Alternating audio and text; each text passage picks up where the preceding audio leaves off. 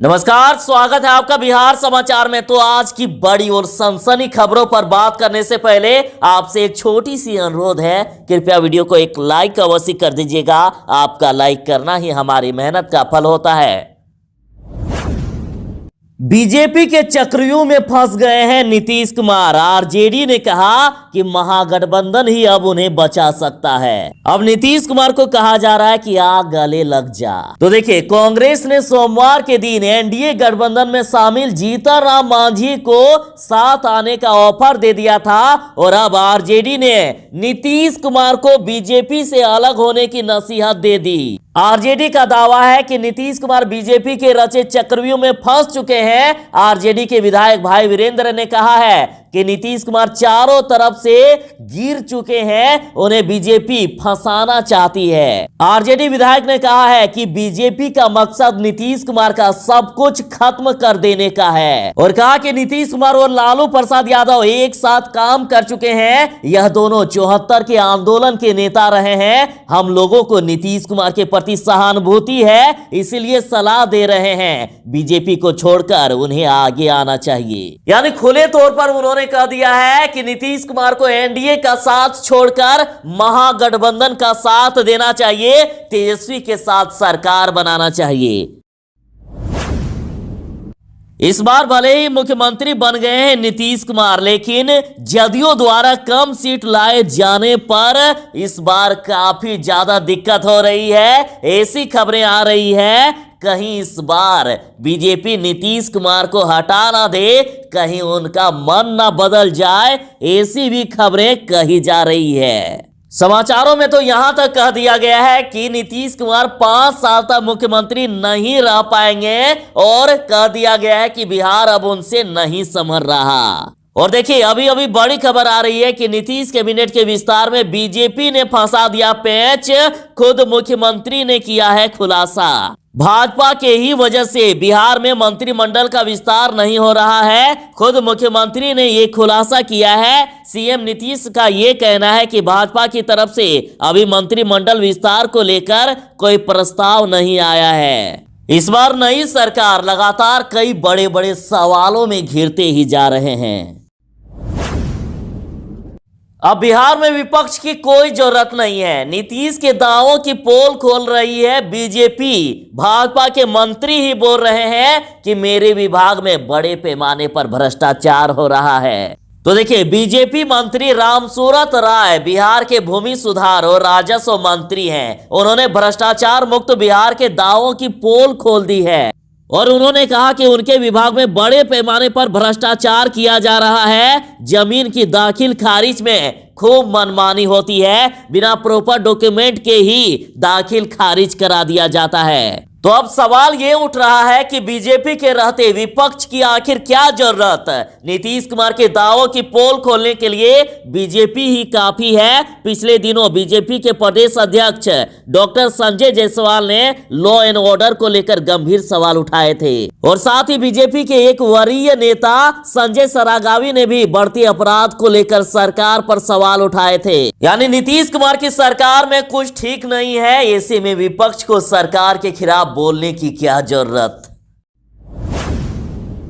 सरकार द्वारा लाख कोशिश करने पर भी बिहार में क्राइम कंट्रोल नहीं हो पा रहा है। बिहार में दिन दहाड़े लूट, हत्या, अपहरण, बलात्कार जैसी घटनाएं हो रही है। तो बड़ा खुलासा कर दिया गया।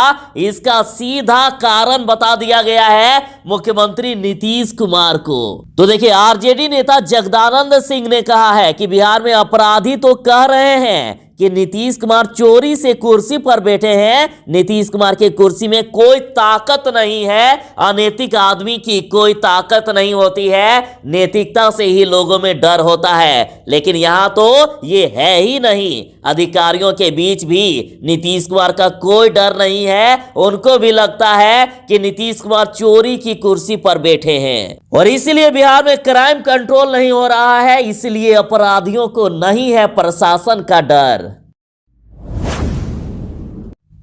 तो अब तक की सबसे बड़ी खबर देखिए, अब खबर आ रही है कि बिहार में स्कूल कोचिंग खोलने पर फैसला किया जा रहा है। बहुत ही जल्द बिहार में स्कूल कॉलेज खोला जाएगा। अब शिक्षा विभाग द्वारा स्कूल कॉलेज खोलने पर मंथन किया जा रहा है। शिक्षा विभाग का मानना है कि स्कूल व कोचिंग खोलने का निर्णय अकेले एक विभाग का नहीं है। इस मामले में राज्य क्राइसिस मैनेजमेंट ग्रुप को निर्णय लेना है और इसके बाद शिक्षा विभाग स्कूल खोलने का निर्णय ले लेगा।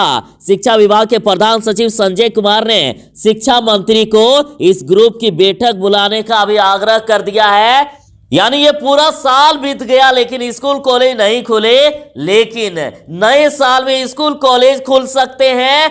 बड़ी खबर आ रही है, आपके इंतजार की घड़ियां खत्म हो सकती है। पहली से लेकर 8वीं तक के जो स्कूल बंद है वो भी अब खोले जाएंगे। तो बिहार में आए दिन कई बड़े बड़े सौगात मिले हैं बिहार वालों को। तो देखिए, और एक बड़ी सौगात मिलने वाली है। 200 करोड़ की लागत से बिहार में बनेगा विश्व का चौथा पावर म्यूजियम और बिहार की धरोहर देखने दुनिया से आएंगे लोग। तो देखिए, राजधानी के करबिगहा थर्मल पावर स्टेशन परिसर में वर्ष 2023 तक विश्व का चौथा और देश का पहला पावर म्यूजियम कॉम्प्लेक्स बनकर तैयार भी हो जाएगा। और ये म्यूजियम कॉम्प्लेक्स लगभग 5.5 एकड़ में बनेगा। इसका निर्माण Bihar state power holding limited करवाएगी और इसके बनने के बाद बिहार की धरोहर दुनिया के लोग देखने आएंगे। बड़ी खबर आ रही है, 18 से घने कोहरे की चपेट में होगा बिहार। बिहार में काफी ठंड बढ़ने वाली है और हो सकती है हल्की बारिश। बिहार वाले ध्यान दीजिएगा, 18 दिसंबर से एक बार फिर से कोहरे में डूब जाएगा बिहार। और इससे पहले 15 और 16 दिसंबर को बिहार के कुछ जगहों पर बेहद हल्की बारिश भी हो सकती है। मौसम विशेषज्ञों का अनुमान है कि दिसंबर अंत तक पूरा प्रदेश शीतलहर में डूब जाएगा। यानी सीधा सीधी कहना है कि दिसंबर के अंत आते आते काफी ज्यादा ठंड बढ़ने वाली है। जरा सावधान।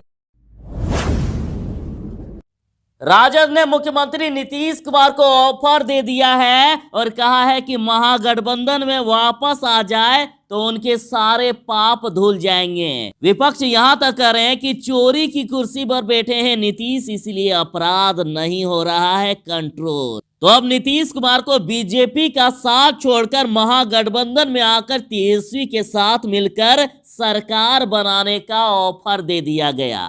तो देखिए, आरजेडी के वरिष्ठ नेता भाई वीरेंद्र का बड़ा बयान आया है। भाई वीरेंद्र ने सीएम नीतीश कुमार पर कहा है कि क्राइम कंट्रोल में पूरी तरह से वे फेल हो गए हैं। तो वहीं उन्होंने यह भी कह दिया कि नीतीश कुमार ने आज तक जो पाप किए हैं, यदि वे महागठबंधन में वापस आ जाते हैं तो उनके सारे पाप धुल जाएंगे। इस विधानसभा चुनाव में बीजेपी ने लाख कोशिश की लेकिन तेजस्वी यादव से पीछे ही रहे। तेजस्वी यादव की पार्टी इस बार सबसे बड़ी पार्टी बनी।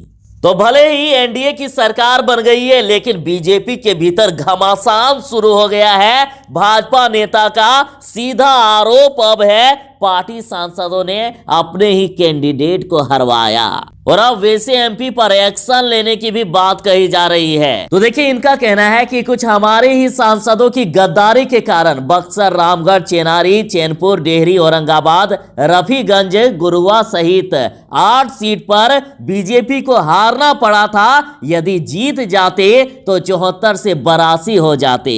मतलब कहीं ना कहीं एनडीए को अभी भी डर सता रहा है कि यदि थोड़ा भी उलटफेर हुआ तो हम हार सकते हैं, महागठबंधन की सरकार बन सकती है।